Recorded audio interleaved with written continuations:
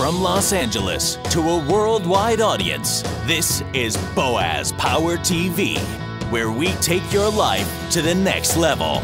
Now, internationally known speaker and author, here's Boaz. Hi, welcome to the Power Show. You are part of the Power Nation, and I'm delighted that you're here. As I teach people and audiences all over the world in my seminars, one of the most important things in life is attitude. So I teach people, when people ask you, how's life, how's business, use one word with enthusiasm: unbelievable. Nobody will know what you're up to, but they'll think you're doing great. So here at the Power Show, we help you improve your attitude, your relationships, your finances, and your career. This is episode number 69 on Boaz Power TV, and it's called It Is Written in the Wind. It is written in the wind. During both World War I and World War II, the United States and its allies had a secret weapon that helped them win both wars. Now, to better understand the secret weapon, we have to better understand the second largest Indian tribe in the United States, the Navajos. According to a 1990 census, there were about 220,000 Navajos. Only the Cherokee tribe had more members. Now, the Navajo reservation, which covers about 16 million acres in the northeastern part of Arizona, northwest of part of New Mexico, and in the southern part of Utah, is the nation's largest reservation. Large numbers of the tribe members are farmers and sheep ranchers, while others are engineers, miners, teachers, and technicians. They are skilled craftsworkers, weaving wool rugs and blankets and making all kinds of turquoise jewelry. So it was about AD 1000 when ancestors of the present-day Navajo tribe migrated to the southwestern part of the United States from what is now Alaska and Canada. And in the 1800s, an increasing number of settlers would settle in that part of the country, and the Navajos had quite a time trying to keep them out. So it was in 1864 that the U.S. Army troops, led by Kit Carson, destroyed the farms and homes of the Navajos, and about 8,000 of them were forced by soldiers to march more than 300 miles to a place called Fort Sumner in New Mexico. Thousands of them died during the march and their imprisonment at the fort, and in 1868 the Navajos agreed to settle on their present-day reservation. They're very proud people, the Navajos are. Rich heritage. Maybe that explains why in the 1900s they came to play such an important role in us winning, the U.S. winning both World War I and World War II. So along with members of the Choctaw and Comanche Indian tribes, a small group of Navajos served in the United States Armed Forces and became known as Code Talkers. Code Talkers. You may have seen a movie by the same title a few years back. They developed and used Indian languages to send secret messages. The best known Code Talkers were radio operators from the Navajo tribe during World War II. In the months following the surprise attack on Pearl Harbor, Japan was winning the war in the Pacific, and Japanese intelligence broke every Allied military code. So it was Philip Johnson, he was an engineer raised on a Navajo reservation where his father was a missionary, who suggested to the Marines that the Navajo language be used as a basis for a secret code. Now, the language of the Navajos is unwritten, and it's a total mystery to non-Navajos. It had no alphabet or symbols. It was comprised of a complex structure, difficult pronunciation, and had sing-song qualities that made it almost impossible to decipher. So in World War II, the U.S. Marine Corps recruited 29 Navajo men to develop a code. Eventually, more than 400 Navajo code talkers served in the war in the Pacific.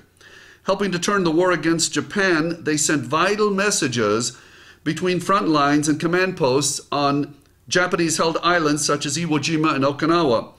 And as a testament to the uniqueness and power of the code talkers, the Japanese never broke the Navajo code. Not even once. Amazing. It was really a very simple code. Here's how it worked. They used familiar words to describe U.S. military terms. For a fighter plane, the code talkers used the Navajo word for hummingbird. Sharks represented destroyers, and eggs represented bombs. The code talkers also created an alphabet based on English words in order to spell names. Each letter of the English alphabet was represented by one or more Navajo words. As an example, the Navajo word for ant indicated the letter A, and the word for bear was equivalent to the letter B. Cat was C, and so on. Because the code talkers were so proficient in passing top secret messages, the U.S. military became aware of the danger to Navajo soldiers, and they became targets of Japanese kidnapping. Thus, the military assigned a Marine to each one of them as a bodyguard. So in the two world wars, in addition to the Navajos, Choctaw Indians served in the army and sent messages based on their language, and Comanches used their language and code in the Army Signal Corps. These incredible Indians played a very important role in those world conflicts. And in 2002, as I mentioned, the story of the Code Talkers received further recognition when it became a movie entitled Wind Talkers, starring Nicolas Cage and Christian Slater. So you may want to rent that and take a look at this story. There's a valuable lesson for all of us, I believe, in the heroic actions of these Indian heroes. No matter how their ancestors were treated by the U.S. in the 1800s, they came through when their country needed them during the world wars. In our lives, there are many instances, many acquaintances, and just a few people we can always rely on. Let's cherish and appreciate the people we can rely on. What a great lesson. So here's the affirmation for this episode of Boaz Power TV. I appreciate the people in my life that I can truly rely on. I appreciate the people in my life that I can truly rely on.